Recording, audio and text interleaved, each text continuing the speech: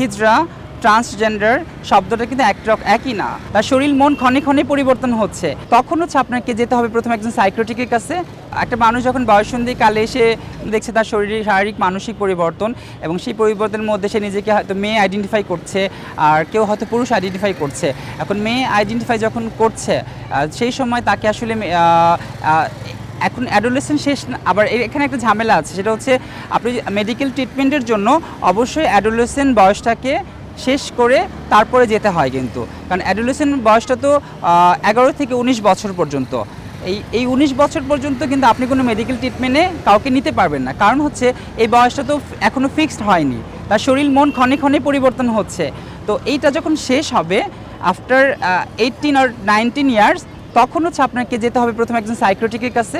Psychiatric তার শরীর এবং মন নিয়ে এটাকে গবেষণা করবে, তখন সে একটা সার্টিফিকেট দিবে, জেন্ডার ডিসফোরিয়া সার্টিফিকেট, যে এই মানুষের জেন্ডার ডিসফোরিয়ার মধ্য দিয়ে আছে।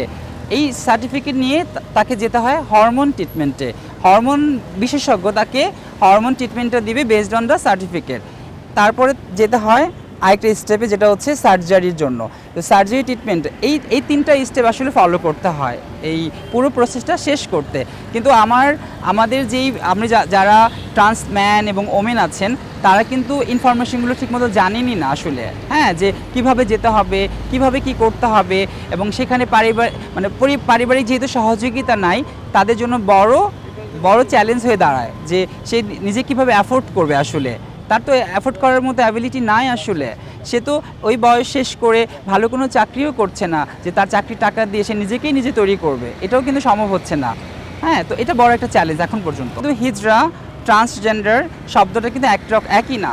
হিজড়া টোটালি একটা অন্য সম্প্রদায়ের মানুষ, তাদের নিজস্ব ভাষা, নিজস্ব সংস্কৃতি আছে, এবং তারা দেখবে নিজেকে কখনোই নারী পুরুষ দাবি করে না, তারা কিন্তু নিজেকে তৃতীয় লিঙ্গ বা হিজড়া দাবি করে। আর ট্রান্সজেন্ডার যারা, তারা কিন্তু কেউ নারী দাবি করছে, কেউ পুরুষ দাবি করছে, এবং তাহলে তাদের বিষয়টা কিন্তু এক হলো না, দুটো কিন্তু আলাদা বিষয়। হ্যাঁ, এখন আমি যে রিপোর্টগুলো দেখেছি, তারা সেই রিপোর্টগুলো কিন্তু বেশিরভাগই করেছে হিজড়া সম্প্রদায়ের জন্য, সেটা কিন্তু আমাদের মধ্যে ট্রান্স ওমেন বা ট্রান্স ম্যানদের জন্য করা হয়নি, বা তারা সেখানে কখনো যায়ও নাই। আমরা যারা ট্রান্স ম্যান ট্রান্স ওমেন আছি, তারা কিন্তু ওই ব্যক্তিদের কাছে কখনো যায়ও নাই, কারণ আমরা জানি ওটা কোনো লিগেল প্রসেস না, এবং সে ভালো ডক্টর না, কেন আমি যাব।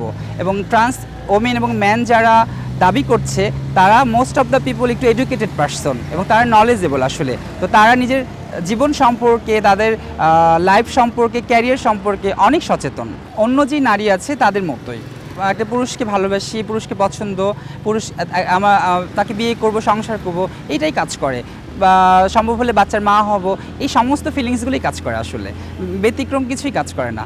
অন্য যে নারী আছে, আমার যে বোন আছে 3টা, আমার বোনরা যেরকম ফিল করে, যেই জিনিসগুলো মনে করে, আমি সে একই রকম মনে করি, এক বিন্দু কোনো অংশে কম মনে করি না।